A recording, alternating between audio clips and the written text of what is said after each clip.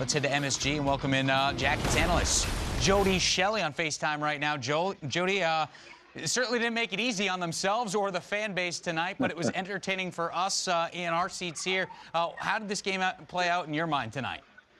Yeah, you know what? It was probably too entertaining for the coaching staff and the fans of the Columbus Blue Jackets. But all season long, they've been saying after the victories, we found a way to win. And tonight at the Garden, they found a way. But I just thought at the beginning, they actually looked nervous to me.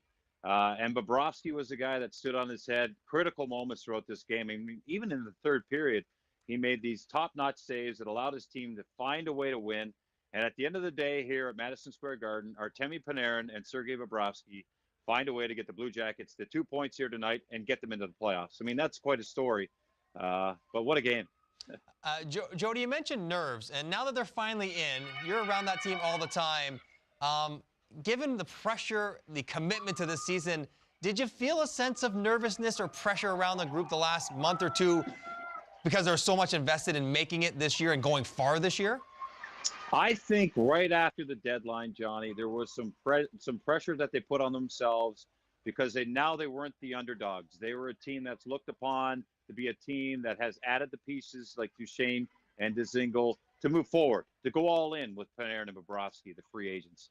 They didn't know how to take it. And I thought the group really waited for the new guys to come in and show the group how this was going to be now, that's not how good teams do it.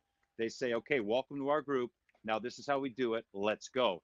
There was an adjustment period there. I thought the 5-game winning streak, they did some good things. And then the last game against the Bruins, they looked to be a little bit lost. And tonight in the beginning, they did. There is pressure. There is more pressure, definitely. I can see it. But hopefully a game like tonight where now they know they're in. They're going to be the underdog, whether they face the Capitals or the Lightning. And I think this is a group that needs to be an underdog. Jody, we were looking at the standings. We're talking about guys who've come into this team. Let's look at Matt Duchesne. Where is he in your eyes now as to when he started with this team after the trade? Yeah, I think he's settling in a little bit better. He's a player that's very good. He's having a great season, obviously. He did some good things on a bad team in Ottawa. I think he put a little bit too much pressure on himself to make the high-end play all the time. I still think he's doing that. A couple times tonight, he turned over the puck in the neutral zone by trying to make a hope play. The hope play season is over, and this Blue Jackets team, to a man, need to find a way to make those safe plays. He was on a line tonight to start with Panarin and Atkinson. There's not much defense when those three guys play together.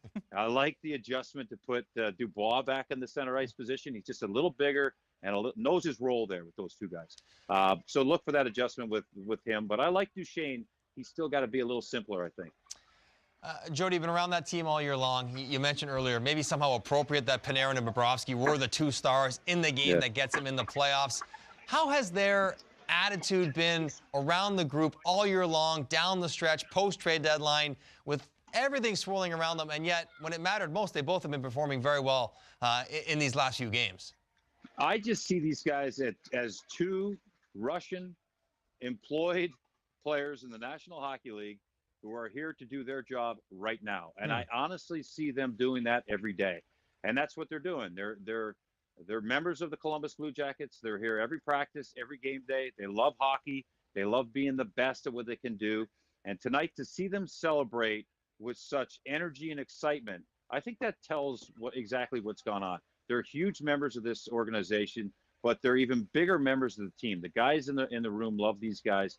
They've done a great job to this point in the season. And, yeah, how about that? Two guys that the Blue Jackets decided to keep and go for it, and this is why they kept them, to get them in, and now who knows what can happen. All right, we didn't know what was going to happen towards the end of this game. I want to know what your heart rate was, your blood pressure, when Columbus has 3 chances at an empty net. Teach about it, hit an empty net, Jody. They miss all 3 of them, and then 7 seconds left, tie game. We were going banana lands here in the studio. What was it like from your perspective? And then they couldn't win a faceoff or get the puck out of the zone, and then the Rangers tied it. It was crazy. I mean, I don't really get overexcited, but tonight, yeah, I got a little tight. I had to loosen the tie a little bit, get the towel out, get things.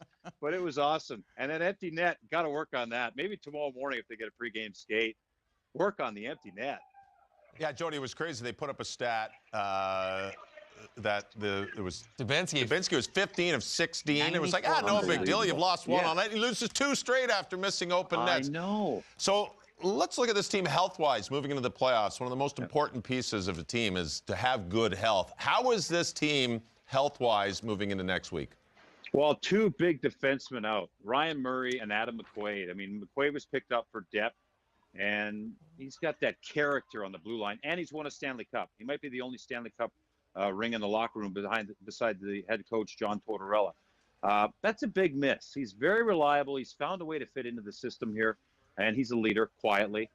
And then Ryan Murray has been unbelievable. I think him and Seth Jones as that top pair, he really helped Seth Jones. I think Seth Jones covers up a lot out there right now with Werenski. Werenski's a guy who likes to be offensive. Seth's got to play the tough matchups and cover some things up. Ryan Murray was that guy. So a little bit of test on depth right now in the defensive position for the Blue Jackets. But other than that, they seem pretty healthy to me.